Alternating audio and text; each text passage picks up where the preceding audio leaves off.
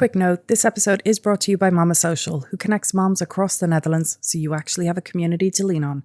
Great pairing for today because we are talking about sex and, well, it's not exactly the kind of thing you want to bring up at the playground or even with your village. So Mama Social connects you to the people, and damn parenting, well, we say the stuff out loud that you might be thinking, but it's in your headphones and on your own time, when you're not really quite ready to say it to anyone else yet. Details on Mama Social are in the show notes. Now let's get into it. Hi, and welcome back to DAMSex. I'm Eva, and this is Damn Parenting Podcast, and this is the monthly series on sex, intimacy, and connection for our international parents here in the Netherlands, and I guess globally. We are on episode 3. Yes, episode 3, which means you've been here since the beginning, and you are now listening to me talk about postpartum bodies and hormones and attachment theory and the pursue and withdrawal cycle, which honestly either makes you very committed to your relationship or very committed to this podcast. And well, either way, I respect it. So if you're new, welcome. You can absolutely start here, but I will say episodes 1 and 2 are very much worth going back for. They're in the DAMSex feed and they build up on each other. So today we're joined yet again by Debby Poort, a sex and intimacy counsellor based in Amsterdam. Debbie, say hi. Hi, thanks for having me again. So today's topic, and I want to be open with a question that I suspect is going to make quite a few people listening feel very seen and possibly slightly called out and hopefully a little bit relieved. Have you ever had sex because it was just easier than not having sex? Not because you wanted to and not because you were in the mood, but because you just could feel the tension building and you knew if you said yes, it would just dissolve it. And the path of least resistance was just getting it over with. Yeah, well, there's a name for this. There's actually several names for it in sex therapy, apparently. And today, Debbie and I are going to talk about what it does to you, your partner, and to the relationship when obligation becomes the engine of your sex life. But I would like to say this is not a doom episode, and it's not your relationship is broken episode, because Debbie is actually going to explain something called responsive desire that I think genuinely is going to change how some of you might think about your own libido. And it's really good news. We're also going to talk about what a healthy no sounds like and a healthy response to no, which, as it turns out, most of us were never actually taught. All right, let's get into this. So I want to start with something that I think happens a lot in bedrooms and no one ever talks about. You work with couples where one person has been having the sex out of obligation, and it's definitely not because they want to, but it's because they feel like they should.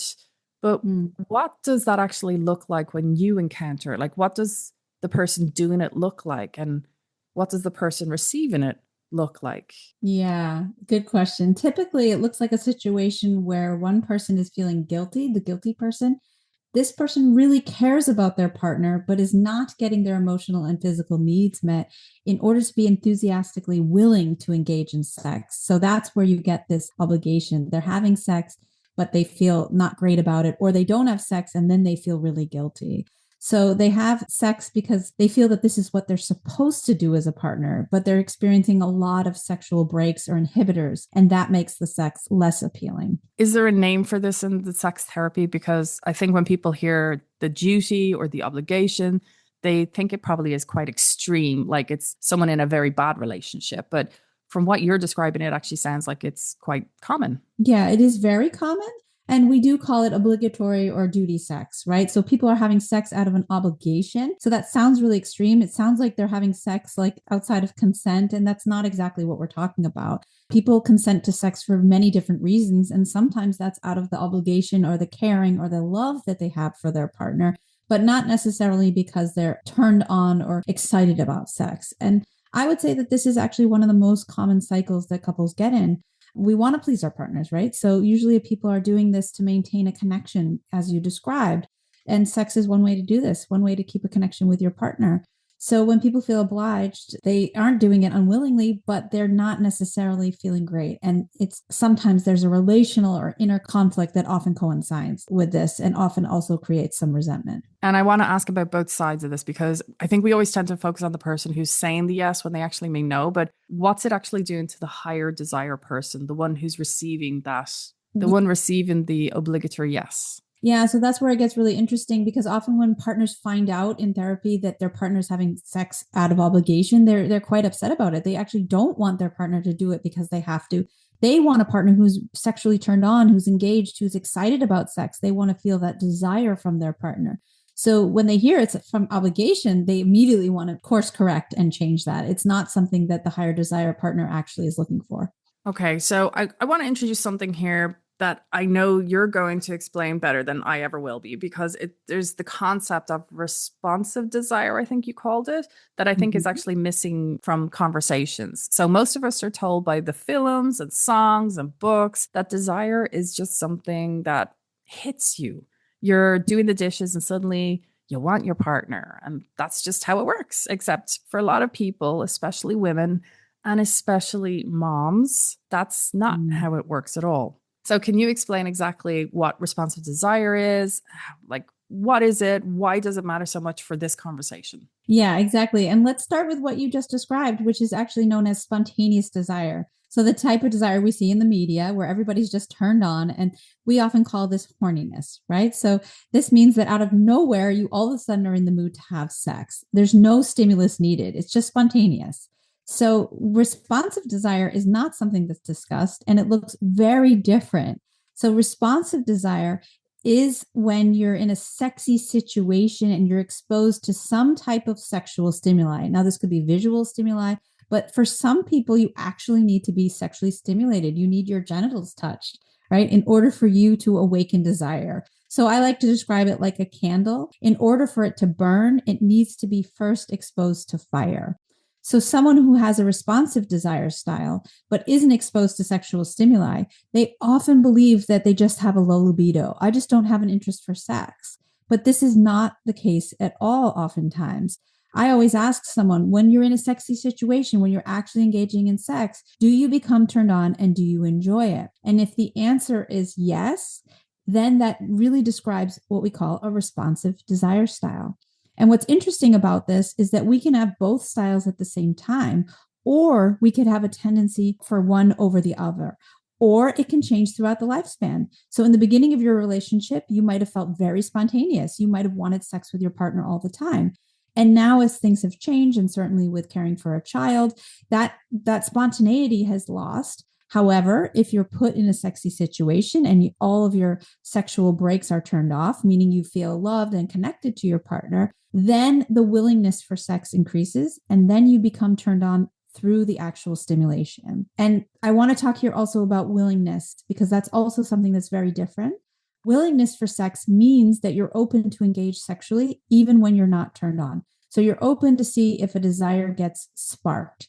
So in counseling, we actually also always discuss willingness versus trying to change someone's desire style. So if a lower desire partner is willing to engage sexually with their partner, then the desire often follows. But if, however, they're not willing, that means that we have some work to do and we need to understand why. And we need to understand what is getting in the way of willingness. And then, of course, we need to increase it. And of course, we only do this if the person is open to making this type of change, because as we've mentioned, sex should be always consensual. Okay, so if I'm understanding this right, responsive desire means that the wanting comes after you've started, not before, which means someone could Mhm. be willing without being wanting, and that's normal. That's a healthy place to start from. Is that right? That is absolutely correct. And that is absolutely the healthy place to start from. So you don't have to want in order to be willing. But in order to be willing, you have to feel connected and safe and all the things that we talked about in the last episode.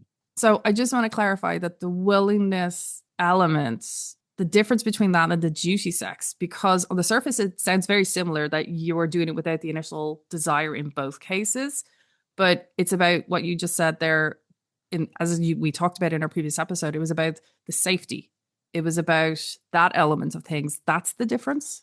Yeah, I think so. So if you feel emotionally safe and connected and you value sex for what it provides, for the connection it provides and the understanding that that helps your partner feel connected to you, and you're willing to engage to see if you become aroused. Duty sex is like you're just kind of doing it out of this like feeling of, oh God, it's been a long time, we haven't done it, and so I should just do this thing and get it over with. So it's not even really necessarily concerned with your own pleasure.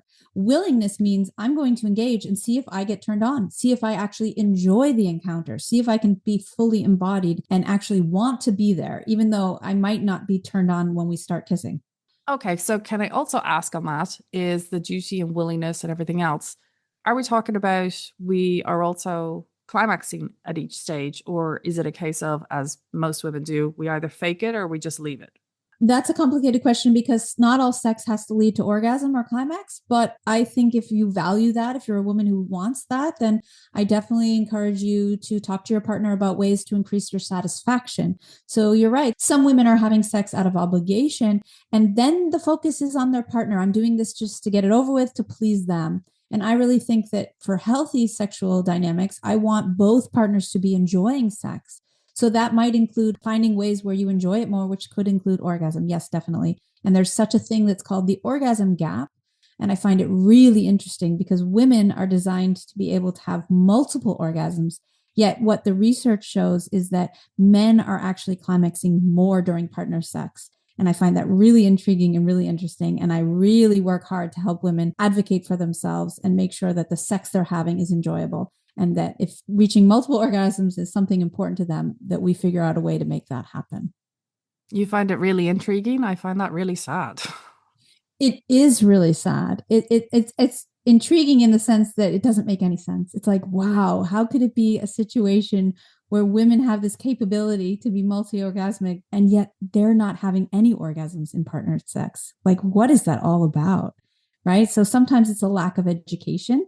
And that's where I step in to help couples understand what is going on. And sometimes it's women rush through the process. They just like skip over to intercourse before they're even allowing themselves the time and space to get fully aroused and to reach that orgasm. And often that takes place before intercourse happens at all. What? Yep. Majority of women do not orgasm through intercourse. So something like 70%. So that means that we need to educate women that their orgasm might come before they're actually having intercourse. So through other forms of stimulation, like oral or manual stimulation from their partner.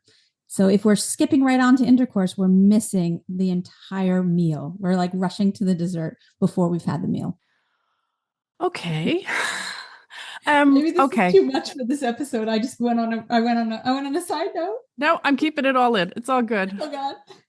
Okay, so that's interesting because yeah, we just always think it's always about penetration and that's what sex is, I guess. But I want to come Mm-hmm. back to the higher desire partner for a second because I think there's something underneath the wanting more sex that often isn't actually about the sex. And we have spoken about this in the first episode we did in May. What is the higher desire partner usually looking for? And if you could look underneath the frustration and the rejection, what's actually there? Yeah, so they usually want sex because it's enjoyable. Who doesn't want that, right? But I think for the higher desire partner, what's equally important is that they want to feel connected to their partner. They want to please their partner sexually. They want to have a partner respond to their advances in a positive way and be wanted. And they also want to feel seen and desired by their partner. And if you think about that, who doesn't want that? Who doesn't want to be seen and valued and desired by our partner? Most of us want those things. So it's definitely not just about the act of sex itself, but what sex represents relationally. So that connection piece, being desired, being seen, being wanted, and also just having a good time together. So when a partner keeps initiating, keeps getting turned down, the story they keep telling themselves probably isn't, I just want more sex. It's something more like what? Oh, it's my partner that doesn't want me anymore. I'm not desired by my partner. They're not interested. Maybe they're not attracted to me anymore. Maybe they don't love me anymore. So if you're constantly being turned down, you're getting the message that there's something wrong and like relationally in the relationship, not necessarily they don't want sex. There's often a deeper fear that's going on there. So if there's a couple listening to this and they're recognizing themselves, maybe one of them forwarded this episode maybe to the other one, I do recommend. But if that's you, hello, and I've much respect for you. How do you keep the couple having this conversation in real life without it turning into accusations, without it becoming, you've been faking it for months, or you've been pressuring me, or I'm just not in the mood, or I'm taking care of the kids, or I'm the default parent, even if both of those things are actually true? I think by turning the conversation to understand what the deeper meaning of sex is and what both people are looking for. So if the person is turning somebody down, it's because they're not feeling connected or supported in some way. And for the person who's being turned down, they need a space where they can explain it's really more than just sex for me. It's really about our connection. It's about being close to you. And this is the safest way that I know how to do it. And that's often the case for men, right? So men, patriarchy, I always say this is not good for men either. Men are often not taught how to express themselves emotionally with words. They often express themselves emotionally through sex. And women often completely miss the mark there. And if we talk about the word no, because I think for a lot of people, especially the women who've been conditioned to be accommodating, we're the caregivers, keep the peace and don't disappoint people. So saying no to sex actually feels enormous. And even Yeah. if we're in a secure relationship where we're loved and we're safe, but what does a healthy no actually sound like? And what does a healthy response to no look like? Yeah, this is a great question because I do think it's important to improve the relationship that you can say no, right? You need to say no before you can say yes. So a healthy no might sound like this. I'm so happy that you're reaching for me in a sexual way. It makes me feel seen and desired. However, today was a really busy day and I'm just not in the mood for sex. Could we cuddle together instead? And the healthy response from the partner might sound something like this. I understand you're tired. Yes, of course, cuddling today would be nice. But is it also okay if I initiate again another time this week? So while this sounds really artificial, a bit cheesy and forced, I hope that the listeners can pick up on what I'm really trying to convey here. The responses are important because the first person is saying no. What they're doing is they're validating their partner. They're showing that they appreciate. They're saying, thank you so much for still wanting me, for still reaching for me in this way. But then they're also turning them down by offering them something else that's close and intimate. We could cuddle. We could be close, but not have sex. And now, of course, there also might be times where they're like, listen, long day, I just need sleep. But you can also offer something on another day. You could also say, got to go to sleep right now, but could we connect later in the week?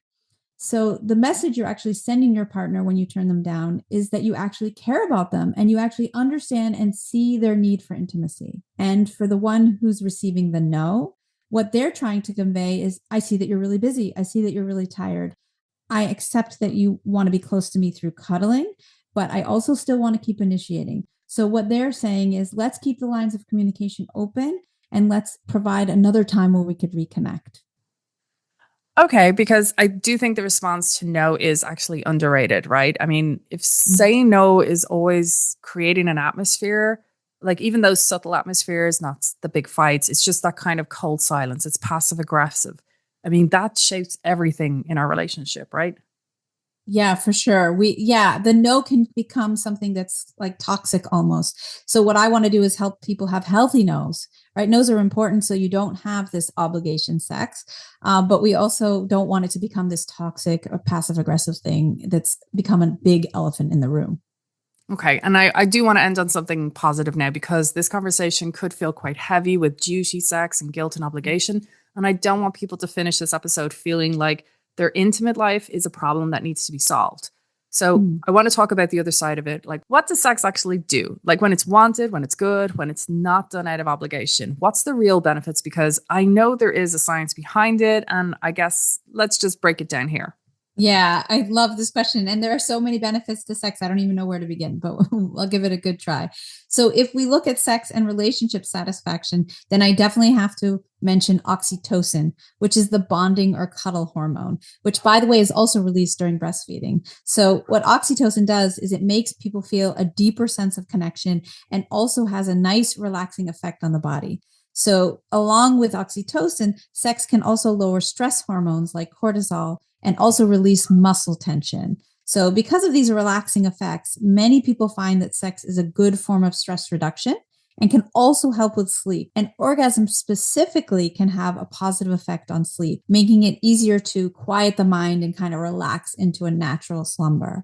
So, if we look at sex as something that's positive for ourselves as individuals and for our relationships, then people often find that they can shift it from obligation towards health and wellness, just like we do when we prioritize fitness and healthy eating. So it's not an obligation to do these things, but it can lead towards a healthier lifestyle, both physically and mentally. So with the added benefit that increases relationship satisfaction and bonding, I see sex as a win-win. But remember, if it's feeling like an obligation and it's not like fun, then we definitely have to take some steps to make a change in that kind of situation. Nobody should be having sex out of obligation. They should be doing it because it's fun. It should be something positive in your life and not another thing on your to-do list. Just to clarify, can those benefits exist for someone with the responsive desire you mentioned earlier, like someone who didn't particularly want sex from the beginning, but they eventually got there? Or is it just for the people who have the desire spontaneously?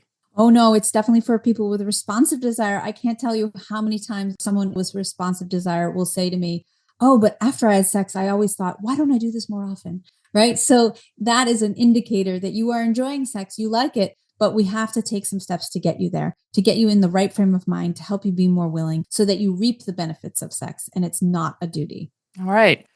So we're going to end here with something that's come in from a listener, and I think it's going to resonate with a lot of people yet again. I feel like any question that comes in is probably going to resonate with anyone listening.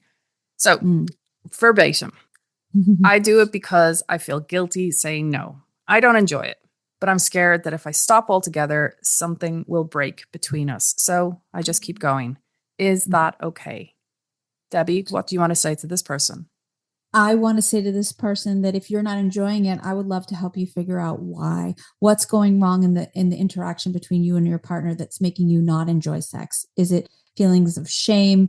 Is it feeling of guilt? Is it an uncomfortableness with sex in general? Is it something happened dynamically, relationally with your partner? I don't want you to have sex out of guilt. I want you to have sex because you're empowered and because you absolutely enjoy it. So if you're not enjoying it, let's try to figure out what's going on. And finally, I just want to ask you, from all of this, from everything we spoke about, what's one thing you would stick up on a billboard about this episode? Sex should be fun and should help you feel closer to your partner, and you should have more orgasms. Well, I love that one. Debbie, thank you so much. And just to remind everyone, you can find Debbie's details in the show notes, but also she is at yellowwood.nl. And she is going to be more than happy to help you. I mean, she wants all of us to have better sex life. Okay, right. So the responsive desire is the idea that wanting can come after starting, not before. And the willing and the wanting are two different things, and both are valid starting points. And I feel like that is a concept that a significant number of people just heard for the first time. And they're going to be thinking about it maybe for the rest of the week. And the other thing I'm sitting with, you cannot say a real yes until you can say a real no. And that's not a therapy concept. That's just true. And it's also worth asking yourself quietly whether that's something you can actually have in your relationship right now. And there's no accusations. That's just literally a question. So if anything in this episode resonated, and I'm going to suspect maybe one thing at least. As I said, Debby Poort is a sex and intimacy counsellor based in Amsterdam, and she works with individuals and couples. And as I have asked, you can just go on your own. You don't always have to go with your partner first. Details are in the show notes. And next month on DAMSex, we're going to be really looking at how we view sex. So I'm Eva, and thank you for listening to DAMSex miniseries here on the Dam Parenting Podcast. If you enjoyed this one, maybe you can share it to your partner so that you can start opening up that conversation together. If you have a question for Debbie, please do send it in. You can send it on our Instagram DMs, or you can send it at damparentingpodcast@gmail.com. She is more than happy to help you have a better sex life. We'll see you next Wednesday.